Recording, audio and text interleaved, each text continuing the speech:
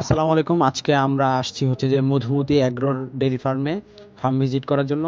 তো চলুন ফার্মটা ভিজিট করা যাক।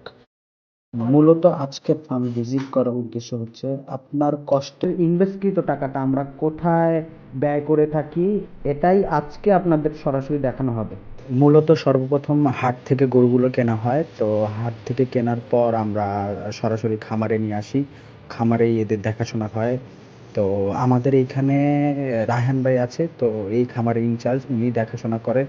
তো আমরা বাকি কথা হচ্ছে যে রায়হান ভাইয়ের মুখ থেকে শুনবো। আমরা গরু কিনি আপনার হাট থেকে আপনার গরু কেনার পর এই আপনার হালাল মুনাফাটা যেটা হয় আমরা দোকানে আপনার মাংসের দোকানে রাখার পরে ওইখান থেকে আপনার গরু আমাদের ডাইরেক্ট পাঠানো হয়, ওইখান থেকে মন বুঝে আপনার সেল দেওয়ার পর ওইখান থেকে হালাল মুনাফাটা যেটা আছে ওইটাই আপনাদের প্রদান করা হয়।